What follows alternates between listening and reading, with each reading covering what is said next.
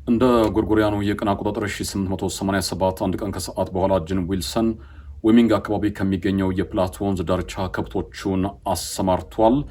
ከከብቶቹ በተጨማሪ ሁሌም ከጎኑ የማይለየው ውሻው በዚህም ዕለት ከጎኑ ነበር። ይህ ውሻ በተለያዩ ተግባራት ጂንን ያግዘዋል። ጂን አሁን ከሚገኝበት የፕላት ወንዝ አካባቢ 17 ኪሎ ሜትር ርቆ ከሚገኘው የካፓላስ አካባቢ ነው ነዋሪነቱ። እዚህ አካባቢ ደግሞ አንድ ትልቅ የከብት እርባታ ድርጅት አለ። በዚህ የከብት እርባታ ድርጅት ተቀጥሮ ይሰራል። ስራው ከብት መጠበቅ ነው፣ እረኝነት ነው። ከዚህ በተጨማሪ ግን አንድ ተግባር አለው። ይህ የከብት እርባታ ድርጅት በርካታ ከብቶች ነው ያሉትና አንዳንድ ጊዜ አንዳንድ ከብቶች ይጠፋሉ። እነዚህንም ከብቶች አፈላልጎ የማግኘት ኃላፊነት እሱ ላይ ተጥሎበታል።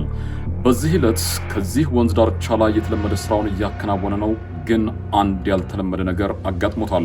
ከዚህ በኋላ የጂን ህይወት እንደተለመደው ሊሆን አይችልም። ህይወቱ ግልብጥብጥ ይላል። ጂንን ምን አጋጠመው? ሰላም ጤና ይስጥልን ክቡራትና ክቡራን የሰው ነገር ዩቲዩብ ቻናላችን ተከታታዮች እንደምን ቆያችሁን?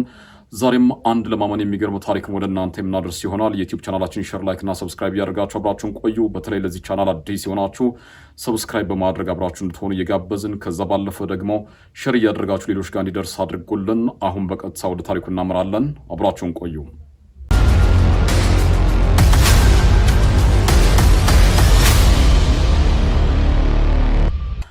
ዕለቱ በጣም አስደሳች ነው። ፀሐያማ ነፋሻማ ቀን ነው። ጂን የተለመደ ተግባሩን እያከናወነ ይገኛል። ጂን ለስራው ያለው ፍቅር፣ ለሙያው ያለው አክብሮት እጅግ በጣም እየተለየ ነው። ያም ቢሆን ግን ዛሬ ትንሽ ከጠዋት ጀምሮ ሲሰራ ስለዋለ የድካም ስሜት እየተሰማው ነውና ወደ ቤቱ ሄዶ ማረፍን ይፈልጋል። ቤቱ በተራራ የተከበበ ሸለቆ ውስጥ ነው የሚገኘው። 17 ኪሎ ሜትር አካባቢ ይርቃል። ታዲያ ወደ ቤቱ መሄድን ሲያስብ ሁሌም ከአእምሮ የማይጠፋ ነገር ሚስቱ ነች። ወደ ቤት ሄዶ እራት እየበላ ከሚስቱ ጋር ሲጫወት የደከመው ጉልበቱ የዛለው መንፈስ ሁሉ ይበረታታል። ለሚስቱ የተለየ ክብር አለው፣ የተለየ ፍቅር አለው። እንደውም ከሚስት በላይ ምርጥ ጓደኛ ጭምር ነች የሚል ሀሳብ ይሰጣል ጂን። ታዲያ በዚህ ዕለት ድካም ነገር ተሰምቶታል። ቤቱ ሄዶ ማረፍን እየፈለገ ነው። ከዛ ባለፈ ደግሞ የጀመራቸው ስራዎች ነበሩ። እነዛን ስራዎች ማጠናቀቅ ይኖርበታል። ይሄን እያሰበ እያለ በዙሪያው የነበረውን ነገር ትኩረት አላደረገምና አንድ አፍታ ዞር ሲል ሁሌም ካጠገቡ የማይለየው ውሻው በዚያ ሰዓት አጠገቡ አልነበረም። ውሻዬ የት ሄደ ብሎ ፈረሱ ላይ ወጦ ምናልባት ከብቶች ጋር ይሆናል በሚል ወደ ከብቶች አካባቢ ሄዶ ለማየት ሞከረ። ውሻው እዛ አካባቢ አልነበረም። ይህ ውሻ የት ገባ ብሎ ግራ ተጋብቷል። በድንገት ግን ዞር ሲል ካስፐር ወንዝ ላይ ያልተገመተ ያልተጠበቀ ጉም ሸፍኖታል። እንግዲህ ቀደም ብለን እንደገለጽነው ቀኑ ፀሐያማ ነው፣ ነፋሻማ ነው። ጉም ይመጣል ተብሎ አይታሰብም። ግን በድንገት ወንዙ በጉም ተሸፍኗል። ወደ ጉሙ አካባቢ ጠጋ ሲል ጉም ውስጥ የውሻውን ድምፅ የሰማ መስለውና በቀጥታ ውሻ የምን ሆኖ ብሎ ወደዛ ለመሄድ እያሰበ ነው። ውሻውን ሲጠራው መጮሁን እንዲያቆምም ሲነግረው ውሻው መጮሁን ሊያቆም አልቻለም። ወደሱ ሊመጣ አልቻለም። ውሻው የሰለጠነ ነው እና ጂን ግራ ገብቶታል። ይህ ውሻ ባህሪው ለምን ተለየ? ሁሌም ስጠራው እግሬ ስር መጥቶ የሚቀመጥ ውሻ ዛሬ ላይ ምን አጋጥሞት ነው የኔን ድምፅ መስማት ያልፈለገው የሚል ነገር በአእምሮ ይመላለሳል። ከዛም በፈረሱ ላይ እንዳለ ነው ወደ ውሻው ይሄዳል። ወደ ውሻው ሲሄድ ግን የተወሰነ ርቀት እንደተጓዘ ፈረሱ መሄድ አልፈለገም፣ ይቆማል። ጂን ግራ ይገባውና ፈረሱን ይመተዋል። ፈረሱ ሲመታም መሄድ አልፈለገም። እንደውም ይባስ ብሎ የፊተኞቹ ሁለት እግሮቹን ወደ ላይ አንስቶ ጂንን ሊጥለው ምንም አልቀረውም። ጂን እንደምንም አድርጎ ልጓሙን ይዞ ፈረሱን ለማረጋጋት ሞከረ። ከዛም ወረደና አረጋግቶ ፈረሱን በቅርብ ርቀት በሚገኝ አንድ ዛፍ ላይ አሰረው። ውሻውም ፈረሱም እያሳዩት ያለው ባህሪ ግራ ጋብቶታል። ጂን ካሁን በፊት እንዲህ አይነት ባህሪ አሳይቶ አያውቁም።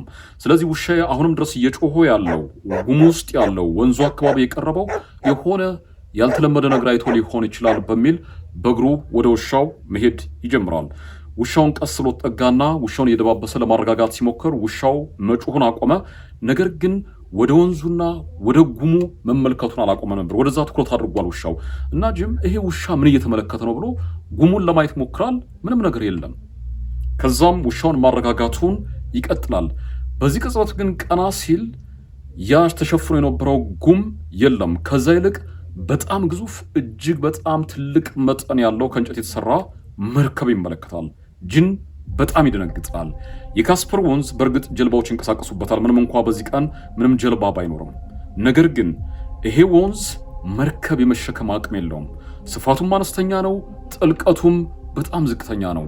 ታዲያ እንዴት እዚህ ወንዝ ላይ መርከብ ሊመጣ ቻለ በሚል ግራ ተጋብቷል። ጅን መርከቡን በተለየ ትኩረት እየተመለከተው ነው። ከፊቱ አካባቢ መርከቡ ሰፊ ቦታ አለውና በርከት ያሉ ሰራተኞች በተለይ 9 ሰራተኞች መርከበኞች እዛ ላይ ሲንቀሳቀሱ ይመለከታቸዋል። በጥድፊያ ስራቸውን የሚሰሩ ነው የሚመስሉት፣ ይሯሯጣሉ። ምን እንደሚሰሩ ግን ለጅን ግልጽ አልነበረም።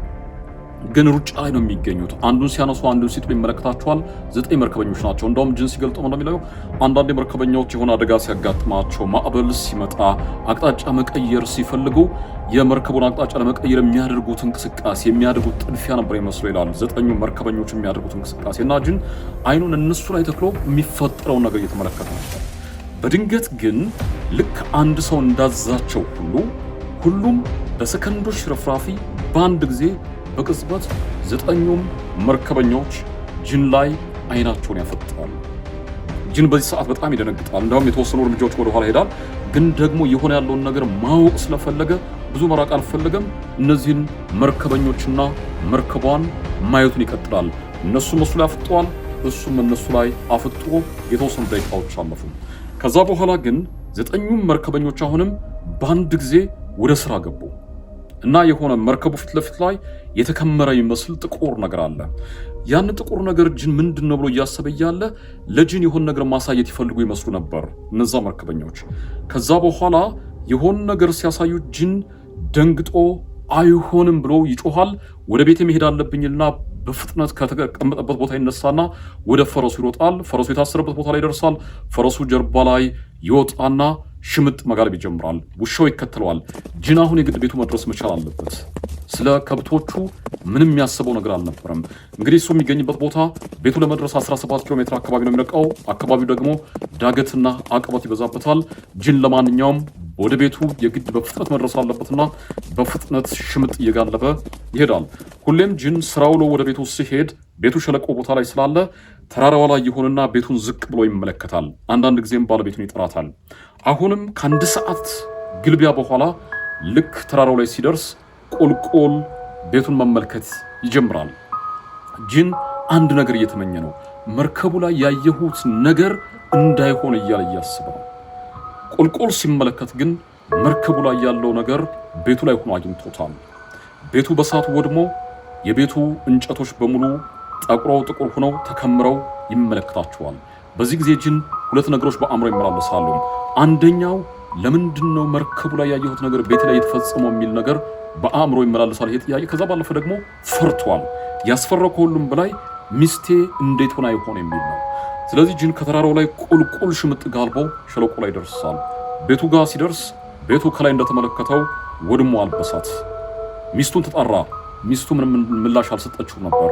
በቀጥታ አንድ ጥግ ላይ ዞር ብሎ ሲገባ የሚስቱን አስከሬን ይመለከተዋል።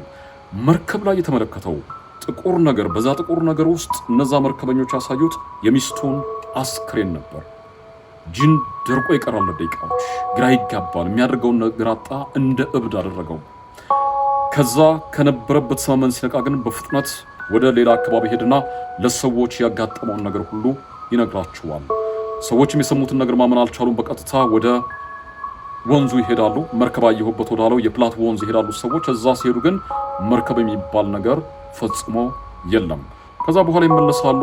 በቀጣዩ ቀን የጅን ሚስት ትቀበራለች።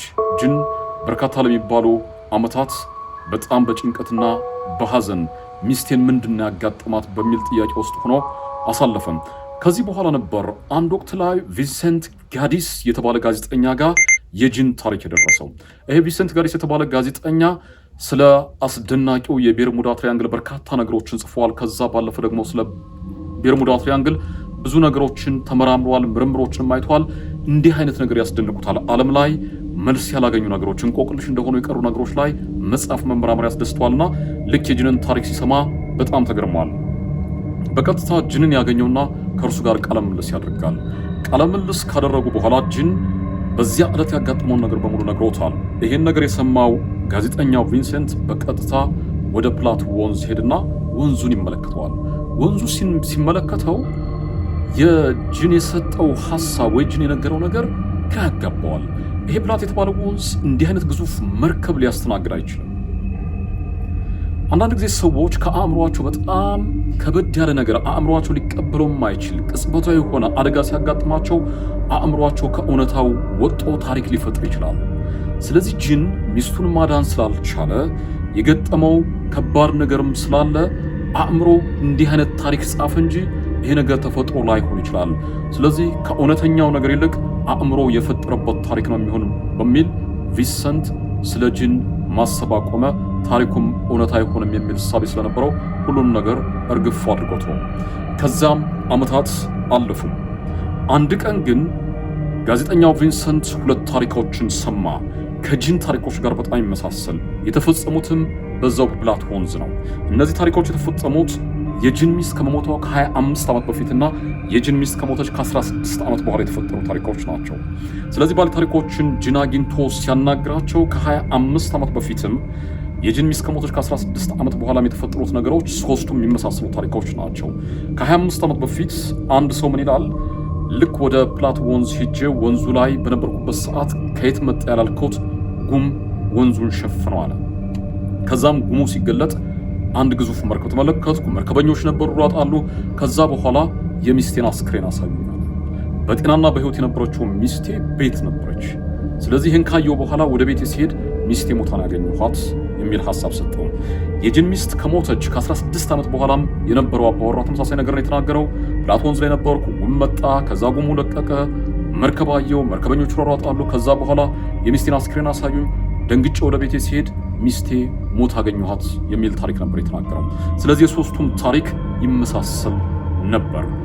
ይህ ታሪክ የሞት መርከብ በሚል ለ140 ዓመታት አሁን ድረስ ይተረካል። እንቆቅልሽ ነው፣ መፍትሄ የለውም፣ መልስ የለውም። ሁልጊዜም እንደምለው ዓለማችን ላይ የሚፈጠሩ አንዳንድ ነገሮች ለምን ብለን ጠይቀን መልስ የማናገኝባቸው እንቆቅልሽ እንደሆኑ የሚቀሩ ናቸው። ጂን ዊልሰንም ያጋጠመው ሌሎች ሁለት ሰዎችም ያጋጠማቸው ይህ ጉዳይ ነበር። ክቡራትና ክቡራን ለዛሬ ለእናንተ ያዘነጋጀነው ታሪክ ይህን ይመስል ነበር። በሌላ ታሪክ ደግሞ እንገናኛለን። የዩቲዩብ ቻናላችን ሼር፣ ላይክ እና ሰብስክራይብ ማድረጋችሁን በፍጹም መርሳት የለባችሁም። ለሌሎች እንዲደርስ ሼር አድርገውልን። ሌላ ታሪክ ይዘን እንመጣለን። አብራችሁን ስለነበራችሁ ከልብ እናመሰግናለን። መልካም ጊዜ